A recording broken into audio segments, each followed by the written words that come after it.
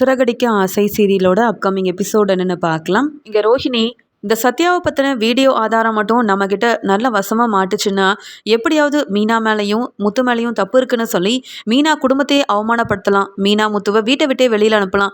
நாம நினைச்சது எல்லாமே நல்லபடியா நடக்கும் அப்படின்னு யோசனை செஞ்சோம். ரோஹிணி திட்டம் போட்ட மாதிரி எதுவுமே நடக்காம மீனாவும் முத்துவும் எப்பயும் போல சந்தோஷமா இருக்க கிடைச்ச வாய்ப்பும் இப்படி கை நழுவி போயிடுச்சே, அதனால என்னால் எதுவுமே செய்ய முடியாம இந்த நிலைமையில இருக்கேனேன்னு சொல்லி இங்க ரொம்பவே மனசு வேதனையில இருக்காங்க ரோஹிணி.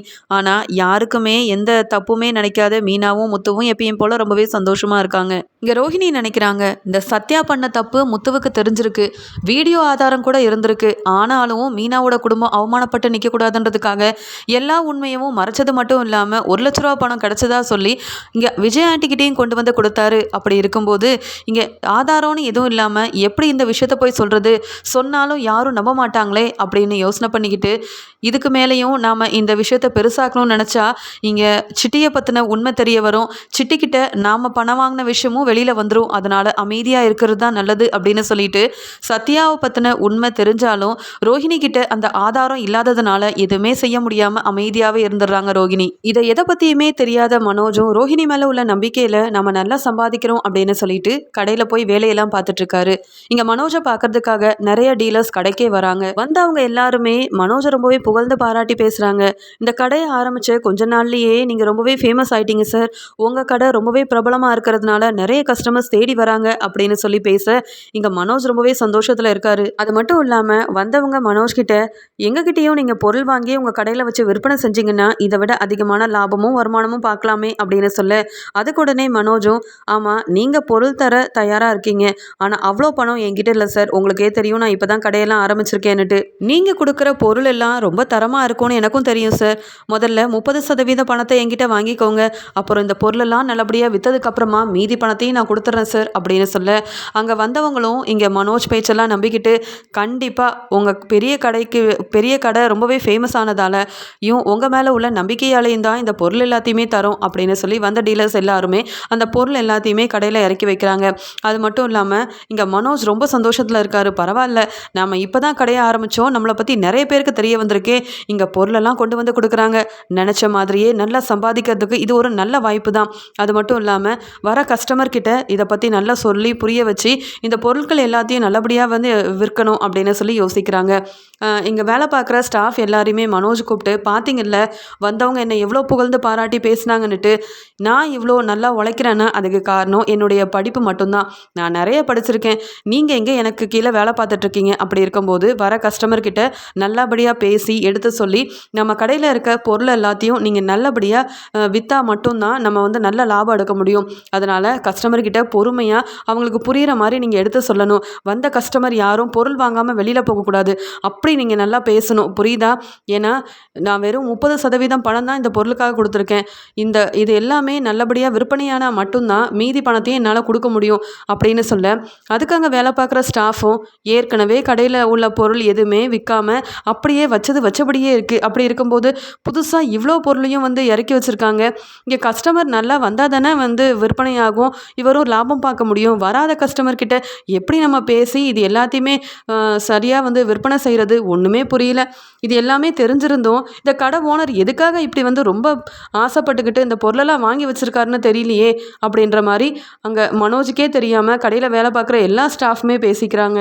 பார்லரில் தன்னுடைய வேலை எல்லாத்தையுமே முடிச்சுட்டு இங்கே ரோஹிணியும் கடைக்கு வராங்க. மனோஜ் எப்பயும் போல் சோர்வாக இல்லாமல் ரொம்பவே சந்தோஷமாக இருக்கிறத பார்த்துட்டு அங்கே வந்த ரோஹிணியும், என்ன மனோஜ் ஆச்சு? ஆமாம், இந்த மாதம் உன் அப்பாவுக்கு 50,000 ரூபா தரணும், முத்து மீனாவோட நகையை நீ யாருக்கும் தெரியாமல் கொண்டு போய் வித்தல்ல, அதுக்குண்டான மொத்த பணத்தையும் தரணும், அப்படி தரலன்னு வச்சுக்க முத்து கேட்குற கேள்விக்கு பதில் சொல்ல முடியாமல் அவமானப்பட்டு தான் நிற்கிறோம். ஆமாம், கடையோட கணக்கு வழக்கெல்லாம் என்னாச்சு? அந்த நோட்டெல்லாம் எடு, நான் சரி பார்க்குறேன் அப்படின்னு சொல்ல உடனே மனோஜும், கொஞ்சம் அமைதியாயிரு ரோஹிணி, இன்னைக்கு என்ன நடந்துச்சு தெரியுமா? நம்ம கடைக்கே தேடி வந்து நல்ல பொருளெல்லாம் கொடுத்துட்டு போயிருக்காங்க, என் மேலே உள்ள நம்பிக்கையிலையும் நம்ம கடை இந்த 2-3 மாதத்துலேயே நல்லா ஃபேமஸ் ஆயிடுச்சுன்னு வேற புகழ்ந்து பாராட்டிட்டு போயிருக்காங்க தெரியுமா அப்படின்னு சொல்ல இதை கேட்ட ரோஹிணியும் ரொம்பவே கோபமாக திட்ட ஆரம்பிக்கிறாங்க. என்ன மனோஜ், நீ தேவையில்லாமல் பொருளை வாங்கி அடுக்கி வைக்கிறியே, அங்கே கஸ்டமர்னு யாருமே வரல, அப்புறம் எப்படி நம்ம லாபம் பார்க்க முடியும்? இருக்கிற பொருளுக்கே இன்னும் பணத்தை கட்ட முடியாமல் இருக்குது, இப்போ இதில் நிறைய பொருளை வாங்கி அடுக்கி வச்சிருக்கிறியே, மீதி பணத்தை எப்படி கொடுப்ப? நான் நிறைய படிச்சிருக்கேன், பிஸ்னஸை பற்றி எனக்கு எல்லாமே தெரியும்னு உன்னையே நீ புகழ்ந்து பாராட்டிக்கிறியே தவிர்த்து இங்கே வரவங்க பேசுகிறதெல்லாம் நம்பி இப்படி பொருளை வாங்கி அடுக்கி வச்சிருக்க. கொஞ்சம் கூட யோசிக்காமல் நீ செய்கிற ஒவ்வொரு விஷயத்தாலையும் பின்னாடி நாம தான் பிரச்சனையில் மாட்டிக்க போகிறோம். அதனால் கொஞ்சம் யோசனை பண்ணி நீ எதுனாலும் செய் மனோஜ், இப்படிலாம் செய்யாத. அப்படி யாராவது வந்து உன்கிட்ட பேசினா கூட நீ என்கிட்ட கேட்டுட்டு அப்புறமா நம்ம கடைக்கு தேவையான பொருளெல்லாம் வாங்கி வை அப்படின்னு சொல்கிறாங்க ரோஹிணி. அதுக்குடனே மனோஜும், என்ன ரோஹிணி இப்படி பேசுகிற? படித்த எனக்கு தெரியாதா கடைக்கு என்ன வாங்கணும் என்ன வாங்கக்கூடாதுன்னுட்டு? என் மேலே உனக்கு நம்பிக்கையே இல்லையா? நீ பார்த்துக்கிட்டே இரு, கடையில் நல்லா வியாபாரம் நடக்க தான் போகுது. நீ எதிர்பார்த்ததை விட நான் அதிகமாக சம்பாதிக்க தான் போகிறேன். எங்கள் அப்பாவுக்கு மாதம் 50,000 ரூபா என்ன, மொத்த பணத்தையும் திருப்பி கொடுத்தாலும் ஆச்சரியப்படுறதுக்கு இல்லை. பாரேன், இன்னும் 2-3 மாதத்தில் நான் லட்சக்கணக்கில் சம்பாதிக்க தான் போகிறேன். அப்போ உனக்கு புரியும் என்னுடைய அருமை, என் படிப்போட அருமையை நீ அப்போ தான் புரிஞ்சுக்க போகிற அப்படின்னு சொல்லி தன்னைத்தானே எப்பயுமே புகழ்ந்து பாராட்டி பேசிக்கிட்டே இருக்காரு மனோஜ். இந்த வாங்கி வச்ச பொருட்கள் மூலமாக பின்னாடி ஒரு பெரிய பிரச்சனையை இந்த மனோஜ் சந்திக்க போகிறாருன்னு தெரியாமல் இப்படி பேசிகிட்டு இருக்காரு. இங்கே ரோஹிணியும், சரி மனோஜ் நீ வேலையை பாரு, நிறையா கிளைண்ட்டை பார்க்க வேண்டிய வேலை இருக்குது, நான் அப்படியே உன்னை பார்த்துட்டு போகலாமேன்னு தான் வந்தேன், கொஞ்சம் தெளிவாக யோசனை பண்ணி எந்த முடிவையும் எடு அப்படின்னு சொல்லிட்டு தனக்கு வெளியில் வேலை இருக்குன்னு சொல்லி ரோஹிணி அங்கே கிளம்பிடுறாங்க. கிளம்புனது மட்டும் இல்லாமல் ரோஹிணி வெளியில் போயிட்டே இருக்கும்போது ரோஹிணியோட அம்மா ஃபோன் பண்ணுறாங்க. உடனே ரோஹிணியும், என்னம்மா நீ வேலையில் இருக்கும்போது ஃபோன் பண்ணாதீங்கன்னு சொல்லியிருக்கேன்ல, இப்போ என்ன பெரிய முக்கியமான விஷயம்னு ஃபோன் பண்ணியிருக்கீங்க அப்படின்னு கேட்க, அதுக்கு உடனே ரோஹிணியோட அம்மா, ஏய் கல்யாணி, என்னையும் கிருஷையும் சீக்கிரமாகவே ஊருக்கு கூட்டிகிட்டு போகிறேன், அங்கே பெரிய ஸ்கூலெல்லாம் பார்த்து வச்சுருக்கேன், வீடெல்லாம் பார்த்துட்டுன்னு சொன்னியே, எப்போ வர கூட்டிகிட்டு போகிறதுக்கு அப்படின்னு கேட்குறாங்க. சீக்கிரமாகவே வரேம்மா, இங்கே பிரச்சனைக்கு மேலே பிரச்சனை போயிட்டே இருக்குது, என்ன செய்கிறது, ஒவ்வொரு பிரச்சனையும் முடியறதுக்குள்ளே என்னால் ஒன்றுமே செய்ய முடியல, சீக்கிரமாகவே கிருஷையும் உன்னையும் கூட்டிகிட்டு வந்துடுறேம்மா. அது மட்டும் இல்லாமல் இங்கே கிருஷும் இந்த புது ஸ்கூலுக்கு போகணும்ல, அதுக்கு எல்லா ஏற்பாடையுமே நீ செஞ்சுட்டு தான் இருக்கேன், நீ கவலைப்படாதம்மா, இப்போ நீ நல்லா இருக்கல்ல, இங்கே வந்துட்டேன்னா நானே உன்னை நல்லா பார்த்துப்பேம்மா, அடிக்கடி வந்து பார்த்துப்பேன், உனக்கு தேவையான ஒவ்வொன்றையும் பார்த்து செய்வேன், கிருஷ் கூட நானும் இருந்தால் கிருஷும் ரொம்ப சந்தோஷமாக இருப்பான் அப்படின்னு சொல்லி 2 பேரும் பேசிட்டு அப்படியே இங்கே ரோஹிணியும் அவங்களுடைய வேலைக்கு கிளம்பிடுறாங்க. இங்கே கொஞ்சம் கொஞ்சமாக தன்னுடைய பிஸ்னஸை டெவலப் பண்ணியே ஆகணும் அப்படின்னு நினச்ச மனோஜும் இங்கே ரொம்பவே சோம்பேறித்தனமாக ஆறாரு. அது மட்டும் இல்லாமல், நான் இங்கே கடையில் போய் வேலை பார்த்தா மட்டும்தான் பிஸ்னஸ் நல்லபடியாக நடக்குமா என்ன? இப்போ நான் ரொம்பவே ஃபேமஸான ஒரு பெரிய ஷோரூமோட ஓனர், அப்படி இருக்கும்போது நான் கடைக்கு போகலனாலும் அங்கே இருக்கிற ஸ்டாஃப் எல்லாரும் வேலையை சரியாக பார்ப்பாங்க, அவங்க மேலே எனக்கு நம்பிக்கை இருக்குது அப்படின்னு சொல்லிட்டு தினமும் அங்கே ஷோரூமுக்கு வேலைக்கு போகாமல் இங்கே வீட்டிலையே தூங்க ஆரம்பிக்கிறாரு. அது மட்டும் இல்லாமல் இதை பார்த்த விஜயா, என்ன இவன், இந்த ரோஹிணியே அங்கே பார்லருக்கு கிளம்பி போயிட்டா, ஆனால் இவன் ரொம்ப சோம்பேறித்தனமாக வேலைக்கு போகாமல் மனோஜ் இப்படி படுத்து தூங்கிக்கிட்டே இருந்தா எப்படி அவன் பிஸ்னஸ் செய்வான்? இவனை வேற நம்பி மனோஜ் ரோஹிணி அவங்க அப்பா கிட்டலாம் பணத்தை வாங்கி பெரிய ஷோரூம் கடையெல்லாம் வந்து வாங்கி கொடுத்துருக்கா. அது எதை பற்றியுமே புரிஞ்சுக்காம இந்த மனோஜ் இப்படி நல்லா தூங்கிட்டு இருக்கானே, மாதம் மாதம் பணம் கொடுக்கணும், அந்த முத்துவுக்கும் மீனாவுக்கும், என் வீட்டுக்காரருக்கு மட்டும் பணம் கொடுக்கலனா எங்கள் அத்தை ஊர்லேருந்து வந்துடுவாங்களே அப்படின்னு யோசனை பண்ண இங்கே விஜயாவும், டே மனோஜ் எந்திரிடா, ரொம்பவே லேட் ஆகுது, இப்படியே படுத்து தூங்கிட்டு இருந்தா எப்படி, நீ கடைக்கு போக வேண்டாமாடா அப்படின்னு சொல்லி கேட்குறாங்க. அதுக்கு மனோஜும், அம்மா நான் கடைக்கு போகலனாலும் பரவாயில்ல, இனி அந்த ஸ்டாஃபுங்க தான் அங்கே வேலையெல்லாம் செய்ய போகிறாங்க, அது மட்டும் இல்லாமல் அங்கே கடை சாவியை ஸ்டாஃப் கிட்டேயே கொடுத்துட்டு வந்துட்டேம்மா, கடையை அங்கே ஸ்டாஃபே திறந்து அவங்க வேலையை பார்த்துட்ருப்பாங்க, நான்லாம் அங்கே போக வேண்டிய அவசியம் இல்லைம்மா. அது மட்டும் இல்லாமல் இங்கே கஸ்டமர்ஸ் நிறைய வர ஆரம்பித்ததால் நிறைய பணம் சேர்ந்துக்கிட்டே இருக்குது, இனியும் நான் போய் கடைக்கெலாம் போக வேண்டிய அவசியம் இல்லை, பெரிய பெரிய ஓனர் வீட்டில் இருப்பாங்கம்மா, ஸ்டாஃபுங்க தான் வேலையெல்லாம் செஞ்சு அங்கே பணத்தெல்லாம் கொண்டு வந்து இங்கே கையில் கொடுப்பாங்களாம், அதே மாதிரி தான் இனி நானும் கடைக்கெலாம் போக போகிறதில்ல, ஸ்டாஃப் எல்லா வேலையும் பார்த்துப்பாங்க, ஆனால் லாபத்தை என்கிட்ட கொண்டு வந்து கொடுத்துருவாங்கம்மா, நானும் இப்போ பெரிய பிஸ்னஸ்மேன் ஆகிட்டல அப்படின்னு சொல்லி பேசிகிட்டு இருக்காங்க. இதை பார்த்த அண்ணாமலை விஜயா கிட்ட, பாத்தியா இங்கே கடை ஆரம்பித்து 4-5 மாதம் ஆகுது, அதுக்குள்ளே பெரிய பிஸ்னஸ்மேன் ஆகிட்டாராம், சரியாக மாதம் எனக்கே பணம் கொடுக்க முடியாமல் இருக்கான் இவன், இதெல்லாம் கடைக்கு வேற போகலன்னா அப்புறம் எப்படி அவன் கடையில் நல்லா லாபம் பார்க்க முடியும், எப்படி தான் இந்த மனோஜ் வந்து சம்பாதிக்க போகிறானோ தெரியல, இவனை படிக்க வச்சதுக்கு சும்மாவே இருந்திருக்கலாம் விஜயா, என்னுடைய 27 லட்ச ரூபா பணத்தை எடுத்துகிட்டு போனது மட்டும் இல்லாமல் ரோஹிணி அவள் அப்பா கிட்ட பணத்தை வாங்கி கொடுத்து பெரிய கடையெல்லாம் ஆரம்பித்து கொடுத்தா, அப்படி இருக்கும்போது அந்த கடையோட ஓனராக பொறுப்பாக நடந்துக்காம வேலை பார்க்குற ஸ்டாஃப் எல்லாத்தையும் பார்த்து பார்த்துப்பாங்கன்னுட்டு இவன் இப்படி வீட்டில் இருந்தால் சரிப்பட்டு வருமா? எதை பற்றியும் யோசிக்காமல் மனோஜ் இப்படி செய்கிறதுனால தான் அவன் வாழ்க்கை என்னாகுமோன்னு எனக்கு ரொம்பவே வருத்தமாக இருக்குது அப்படின்னு பேசிகிட்டு இருக்காரு அண்ணாமலை. இதை பார்க்குற முத்துவும், அப்பா இவன் நிறைய படிச்சிருக்கான், பெரிய கடையோட ஓனராக இருக்கான்னுட்டு நான் தான் பிஸ்னஸ் மேன் அப்படின்னு சொல்லி ரொம்பவே திமிரில் பேசிகிட்டு இருக்கான்ப்பா. ஒரு நாள் இல்லைனா ஒரு நாள் இவன் இப்படி வீட்டிலேயே இருக்கிறதுனால பெரிய பிரச்சனை வரப்போகுது. அப்போ தான் இந்த மனோஜுக்கு தெரிய வரும் நம்ம சொல்கிறதெல்லாம் இவன் கேட்காம இருக்க போய் தான் இப்படி ஆயிடுச்சுன்ட்டு. நீங்கள் ஏன்ப்பா மனோஜை பற்றி யோசிக்கிறீங்க? நீங்கள் பாட்டுக்கு வாக்கிங் போகப்பா அப்படின்னு சொல்லிடுறாரு. அது மட்டும் இல்லாமல் முத்து யோசிக்கிறாரு, எதுக்காக இந்த மனோஜ் இப்படி செய்கிறான்னு தெரில. கஷ்டப்பட்டு பெரிய கடையோட ஓனர் ஆயிருக்கான், நல்லா சம்பாதிப்பான்னு பார்த்தா இப்படி கடைக்கே போகாமல் வீட்டில் படுத்து தூங்கிட்டு இருக்கானே, இதெல்லாம் சரியாக படவே இல்லை. ரொம்பவே தலகணத்தில் இருக்கான் இந்த மனோஜ் அப்படின்னு சொல்லிட்டு எப்பயும் போல் முத்து சவாரிக்கு கிளம்பிடுறாரு. மீனாவும் தன்னுடைய வேலைக்கு கிளம்பிடுறாங்க. இங்கே பார்லருக்கு போன ரோஹிணி, மனோஜ் இன்னும் நம்மளுக்கு ஃபோன் பண்ணவே இல்லை, கடையில் மனோஜ் ரொம்ப பிஸியாக இருப்பாரோ அப்படின்னு சொல்லி யோசனை பண்ணிக்கிட்டு இங்கே மனோஜுக்கு ஃபோன் பண்ணுறாங்க. ஆனால் மனோஜ் நல்லா தூங்கிட்டே இருந்ததால் ரோஹிணியோட ஃபோனை கூட எடுக்கல. அதனால் எப்பயும் போல் ரோஹிணி தன்னுடைய வேலையெல்லாம் முடிச்சுட்டு கிளைண்ட்டெல்லாம் போய் பார்த்துட்டு அவங்கக்கிட்ட பணம்லாம் வாங்கிட்டு இங்கே கடைக்கு வராங்க. கடையில் வந்தால் மனோஜ் இல்லை. வேலை பார்க்குற ஸ்டாஃப் எல்லாருமே ரொம்ப சிரித்து சந்தோஷமாக பேசிக்கிட்டு வேலை எதையுமே பார்க்காம அங்கங்கே உட்காந்துட்ருக்காங்க. இதை பார்த்த ரோஹிணிக்கு ரொம்பவே கோவம் வருது. இந்த மனோஜ் கடையை விட்டுட்டு எங்கே போனான்னு தெரியலையேன்னு சொல்லி அங்கே வேலை பார்க்குற ஸ்டாஃப் கிட்ட கேட்க, அதுக்கு அந்த ஸ்டாஃபும், மேடம் 2-3 நாளாக மனோஜ் சார் இங்கே கடைக்கே வரலை, இங்கே கடையில் நடக்கிற எல்லா வேலையவும் எங்களையே பார்த்துக்க சொல்லிட்டாரு, நான் தான் இன்றைக்கி கடையே திறந்தேன். அது மட்டும் இல்லாமல் வர கஸ்டமர்ஸும் கம்மியாயிட்டே இருக்கிறதுனால இங்கே பணம் வந்துச்சுன்னா வீட்டிலையே கொடுத்துருங்க, அது மட்டும் இல்லாமல் இனி நான் கடை பக்கமே வரமாட்டேன் அப்படின்னு சொல்லிட்டு போயிட்டாரு. இனி பொறுப்பெல்லாம் எங்ககிட்ட தான் இருக்குதான், நாங்கள் தான் கடையை பொறுப்பாக பார்த்துக்கணுமா, அப்பப்போ வந்துட்டு போவேன்னு சொல்லியிருக்காரு அப்படின்னு சொல்ல, இதை கேட்டு ரோஹிணி ரொம்பவே அதிர்ச்சி அடைகிறாங்க. மனோஜை நம்பி இருந்த பணத்தெல்லாம் வச்சு கடையை ஆரம்பித்து கொடுத்தா இவன் வீட்டில் அப்போ தூங்கிட்டு இருக்கானா, இதை நான் எதிர்பார்க்கவே இல்லை. 2-3 நாளாக கடை பக்கமே வரலன்னா இவ்வளோ பொருளை வாங்கி வச்சுருக்கோம், எப்படி பணத்தை திருப்பி கொடுக்க முடியும்? இதுக்கு தான் நான் அன்றைக்கே சொன்னேன், யாரையும் நம்பி இப்படி பொருளை வாங்கி அடிக்க வைக்காதன்னுட்டு. இங்கே கஸ்டமரே வராமல் இங்கே ஸ்டாஃப் எல்லாம் உட்காந்து சிரிச்சிட்ருக்காங்க. இப்படி இவங்களுக்கு வேலையே செய்யாமல் சம்பளத்தை வேற கொடுத்துட்ருக்கோமே, இதை எதை பற்றியுமே யோசிக்காமல் மனோஜ் இப்படி வீட்டில் உட்காந்து நல்லா ரெஸ்ட் எடுத்துகிட்டு இருந்தா வரக்கூடிய பிரச்சனைகள் அதிகமாயிருமே அப்படின்னு சொல்லி யோசனை பண்ண ரோஹிணியும் உடனே அங்கேருந்து வீட்டுக்கு கிளம்பி போகிறாங்க.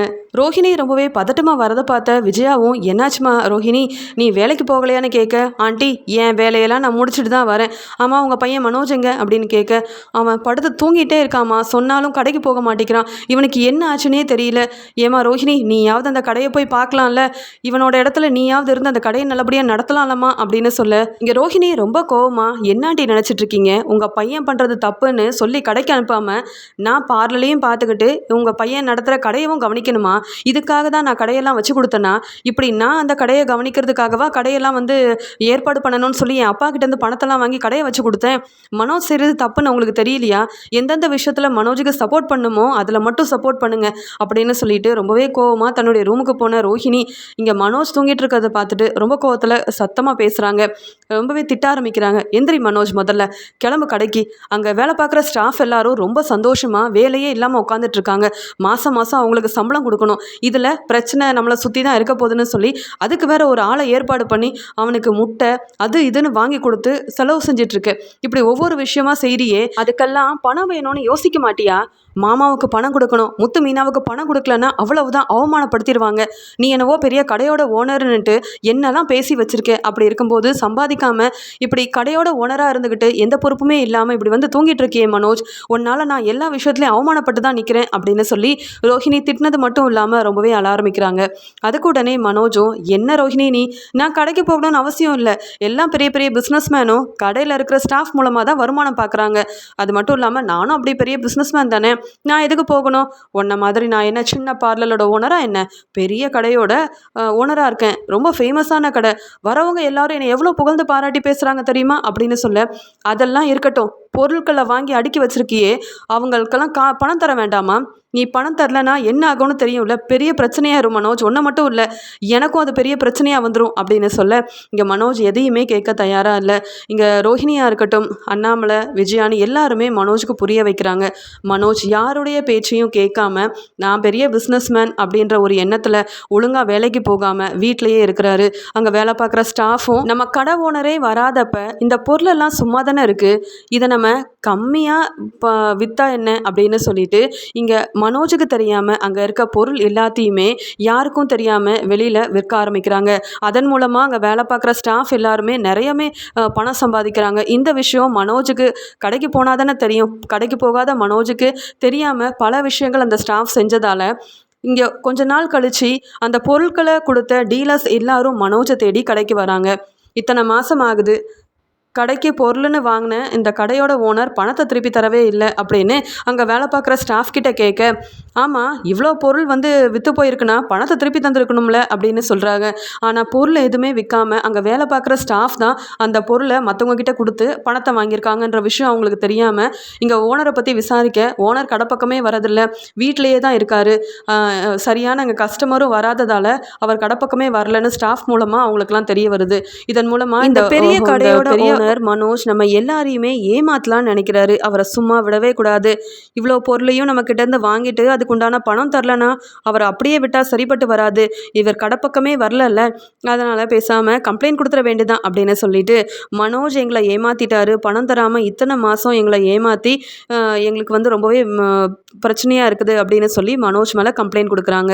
இது எதையுமே எதிர்பார்க்காத மனோஜ் ரொம்ப சந்தோஷமா வீட்டில் விஜயா கொடுக்குற சாப்பாடெல்லாம் சாப்பிட்டுட்டு எல்லா நேரமும் ஜூஸ் எல்லாம் வாங்கி குடிச்சுக்கிட்டு ரொம்ப சந்தோஷமா இருக்காரு. ஏன்னா நான் பெரிய பிஸ்னஸ் மேன் அப்படின்னு சொல்லிட்டு. இங்க முத்துவும் மீனாவும் டைனிங் டேபிளில் உட்காந்து சாப்பிட்டுட்டு இருக்கும்போது மனோஜை தேடி வீட்டுக்கு போலீஸே வந்துடுறாங்க.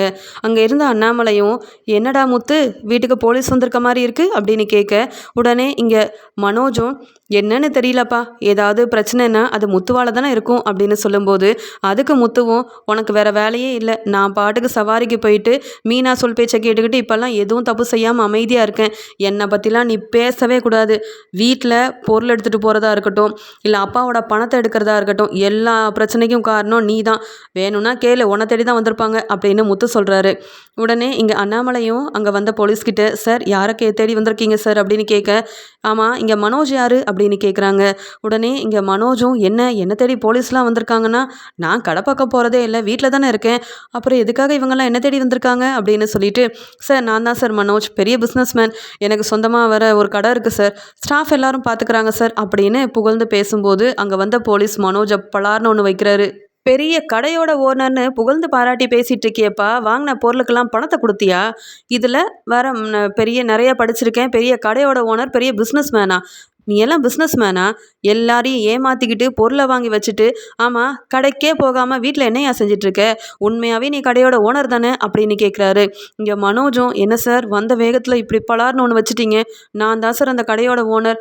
ஆமாம் அங்கே நல்ல கடையில் லாபம் கிடச்சிதுன்னா சீக்கிரமாகவே பொருளோட பணத்தை கொடுத்துருப்பேன் சார், லாபமே வரல, அதனால தான் சார் வாங்கின பொருளுக்கு பணத்தை கொடுக்க முடியாமல் இருந்தது அப்படின்னு பயந்து போய் இங்கே போலீஸ் முன்னாடி எதுவுமே பேச முடியாமல் தயங்கி நிற்கிறாரு மனோஜ். உடனே முத்து சொல்கிறாரு, பாத்தியாடா ஏற்கனவே வீட்டில் பண்ண பிரச்சனை பத்தாதுன்னுட்டு வெளியில் வேற கடனுக்கு பொருளை வாங்கி வச்சு தான் கடையை நடத்திட்டு இருந்தியா?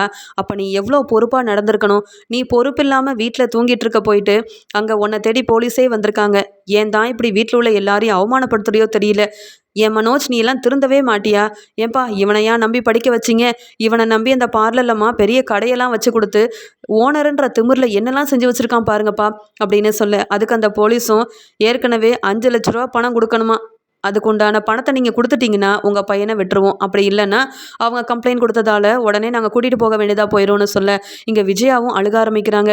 டே மனோஜ் பாத்தியாடா, வீட்டுக்கே போலீஸ் வந்தது மட்டும் இல்லாமல் உன்னை கூப்பிட்டு போகிறேன்னு வேற சொல்கிறாங்களே, 5 லட்ச ரூபாய்க்காடா பொருளை வாங்கி வச்ச, அப்போ அதுக்குண்டான பணத்தை நீ கொடுத்துருக்க வேண்டாமா? கடையில் போய் வேலைன்னு செஞ்சாதானே மனோஜ் பணம் கிடைக்கும். இப்போ பாரு, நீ செஞ்ச ஒவ்வொரு விஷயத்தாலையும், நீ வீட்டில் படுத்து நல்லா தூங்கினதாலையும் தான் இப்போ போலீஸ் முன்னாடி எதுவுமே பேச முடியாமல் அழுதுட்டு நிற்கிற. உன்னை போய் நம்பி ரோஹிணி கடையை வச்சு கொடுத்தால, பெரிய தப்பாக போச்சு. நீ மட்டும் இல்லை, இப்போ உன்னால் நாங்களும் அவமானப்பட்டு நிற்கிறோம். 5 லட்ச ரூபாய்க்கு என்னடா செய்ய போகிற? பணம் இருந்தால் தான் உன்னை விட்டுட்டு போவாங்க, அப்படி இல்லைன்னா இங்கே அக்கம் பக்கத்தில் உள்ள எல்லாரும் பார்க்குற மாதிரி உன்னை கூட்டிகிட்டு போனாங்கன்னா எங்களுக்கு எவ்வளோ அவமானமாக இருக்கும் மனோஜ், ஏன் தான் இப்படி இருக்கியோ தெரியல அப்படின்னு இன்னொரு பக்கம் விஜயா அழுதுட்டு நிற்கிறாங்க. உடனே மனோஜும் அழுதுகிட்டே அண்ணாமலை கிட்ட, என்னை மன்னிச்சிருங்கப்பா, நான் நிறைய படிச்சிருக்கேன், பெரிய பிஸ்னஸ் பண்ணிகிட்ருக்கேன், ஒரு கடையோட ஓனராக இருக்கேன் அப்படின்னு ரொம்பவே திமிரில் எல்லாரும் எதிர்த்து பேசிட்டு ரொம்பவே வீட்டிலையே இருந்து பொறுப்பாகவே நான் நடந்துக்கல. அதனால தான் எனக்கு இப்படி ஒரு நிலமை. நீங்கள் பணம் இருந்தால் கொடுங்கப்பா. நான் எப்படியாவது கொடுத்து இந்த பிரச்சனைக்கு ஒரு முற்றுப்புள்ளி வச்சிடுறேன். பணம் மட்டும் இல்லைன்னு வைங்களேன், என்னை போலீஸ் கூட்டிகிட்டு போயிடுவாங்கப்பா அப்படின்னு சொல்லி அழுகிறாரு. அதுக்கு உடனே அண்ணாமலையும் என்கிட்ட இருந்த 27 லட்ச ரூபா பணத்தையும் கொண்டு போனேன். இப்போ வரைக்கும் அந்த பணம் திரும்பி வரல. மேற்கொண்டு என்கிட்ட இவ்வளோ பணம் கேட்டால் நான் என்னடா செய்வேன்? அவ்வளோ பணம் என்கிட்ட இல்லையே. நான் கொடுத்து உதவுறதுக்கு. உன்னை நல்லா படிக்க வைக்கணும், பெரிய ஆள் ஆக்கணும்னு நானும் உங்கள் அம்மாவும் ஆசைப்பட்டேன். ஆனால் நீ படித்த படிப்பால் ஒரு பிரயோஜனமும் இல்லாமல் இப்படி எங்களை தலகுனிய வச்சுட்டியேன்னு சொல்லி இன்னொரு பக்கம் அண்ணாமலையும் ரொம்பவே மனசு வேதனைப்படுறாங்க. இங்கே முத்துவும் சொல்கிறாரு, நாங்கள் என்னவோ படிக்கலை, சரியான வேலை செய்யலை, சம்பாதிக்க தெரியலன்னு எங்களை எவ்வளோ ஏளனமாக அவமானப்படுத்தி பேசினேன். படித்து நீ எந்த நிலமையில் இருக்கன்னு பார்த்தல. ஆனால் என்ன தான் கஷ்டப்பட்டாலும் கொஞ்சமாக சம்பாதிச்சாலும் எங்கள் கையில் அந்த பணம் நிலச்சி இருக்குது. அதை நாங்கள் சேர்த்து வச்சுருக்கோம். ஆனால் ஒன்றை மாதிரிலாம் நாங்கள் தலகணத்துலேயும் பேசலை, திமிர்லேயும் பேசலை. இப்போயாவது புரிஞ்சு நடந்துக்கோ அப்படின்னு சொல்கிறாங்க. அங்கே வந்த போலீஸும் மனோஜ்கிட்ட பணம் இல்லைன்னு தெரிஞ்சுக்கிட்டு வேறு வழியே இல்லாமல் எல்லாரும் பார்க்குற நேரத்தில் அக்கம் பக்கத்தில் உள்ள எல்லாருமே பார்க்கும்போது மனோஜ் அங்கேருந்து கூட்டிகிட்டு போகிறாங்க. இதை பார்த்து விஜயா ரொம்பவே அழுகிறாங்க. இந்த மனோஜ் பிஸ்னஸை சரியாக நடத்தாமல் நிறைய பேரை ஏமாத்திருக்காரு போல அப்படின்னு அக்கம் பக்கத்தில் உள்ள எல்லாருமே பேசிக்கிறாங்க. இங்கே மனோஜ் ரொம்பவே அவமானப்பட்டு அங்கேருந்து போகிறாரு. இது எல்லாத்தையுமே பார்த்து அண்ணாமலை தாங்கவே முடியல. இங்கே ரோஹிணி, அண்ணாமலை, விஜயான்னு எல்லாருமே மனோஜால் தலை குனிஞ்சு போய் நிற்கிறாங்க.